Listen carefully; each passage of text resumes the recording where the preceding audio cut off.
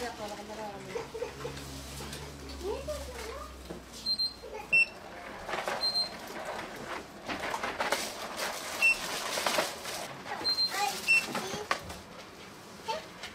oturuyor değil mi? Tamam. Şefzede başka çil lazım mı? İstediğin bir şey yok. Seninle de yapalım.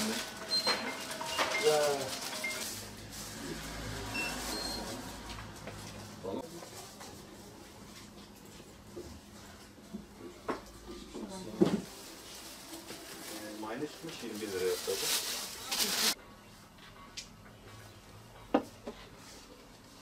Eczacı sistemde sıkıntı mı çıkmış? Şöyle bir şey söyleyeyim.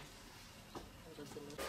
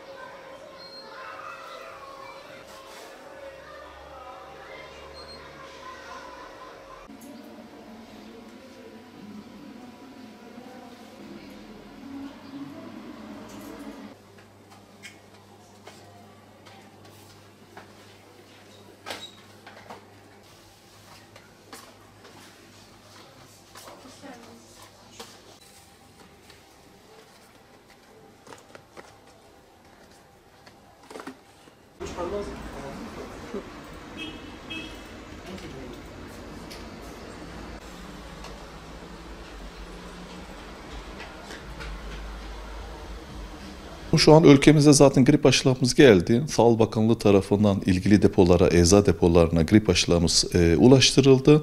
Vatandaşlarımız şu an eczanelere ve aile hekimlerine gidip eczanelere gelip grip aşılarını alabilmektedir. Yeteri oranda da grip aşısı şu an mevcuttur.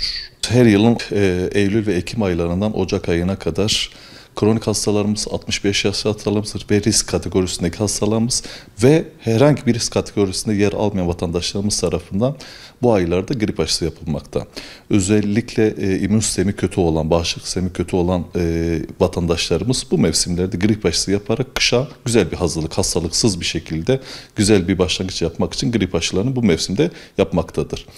Özellikle kronik hastalar tabii bu süreçte kesinlikle yapması lazım. Diyabet hastalarımız, işte astım hastalarımız, onkolojik hastalarımız, ağır kronik hastalarımızın hepsi bu süreçte yapması lazım.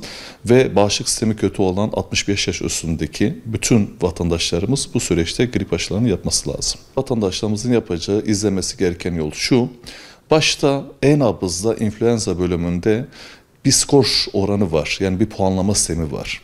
Vatandaşlarımız e-nabızda uygun puana sahip olmadığını oradan görebilirler. Veyahut aile hekimlerine gidip o puana sahip olup olmadığını orada görüp e-reçete ile eczanelere gelip eczanelerdeki reçetem sistemi diye bir sistemimiz var orada.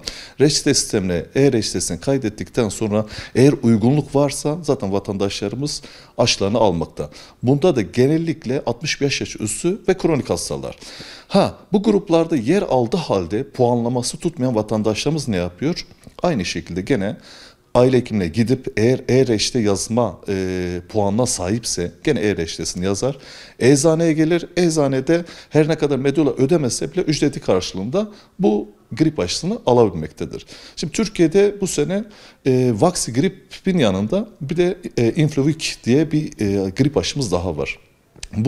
Bu ay içerisinde açıkçası ödeme koşulları belirlenecek. Daha doğrusu nasıl temin edileceği noktasında kuralları belirlenecek.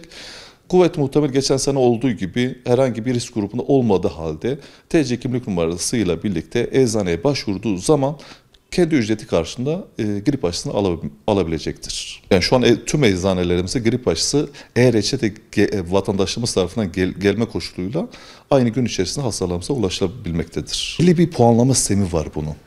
Puanlama sistemine tam tutan hastalarımız 65 yaş üstü ve kronik hastalarımız. Bu genelde belli başlı ağır kronik hastaların hepsi bu puanlama sistemine tabi oluyor ve tutuyor. Bu vatandaşlarımız aile hekimlerine geldikten sonra aile hekimindeki sistemde e-reçete çıkartılıp eczanelere başvurduğu zaman bizde bir de medulaya biz bu reçeteyi kaydediyoruz.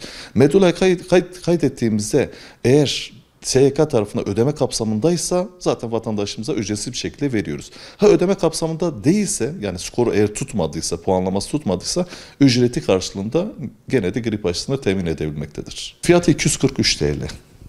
Grip aşısı. Grip aşısı noktası özellikle 65 yaş üstü ve ağır kronik hastalarımız. Aslında kronik hastalarımızın hepsi kesinlikle bu süreçte olması lazım. Çünkü yeni bir pandemiden çıktık. Pandemiden kaynaklı bağışıklık sistemindeki deformasyonlar falan bir hayli fazla. Bundan dolayı hani ilk pandemi sonrası açıkçası ilk grip aşısı dönemi diyebiliriz bu döneme. Bundan dolayı mümkün mertebede bütün vatandaşlarımız grip aşısı olmasında fayda görüyorum. Açıkçası risk grubunda olsun olmasın bütün vatandaşlarımız grip aşısı olmasında fayda vardır.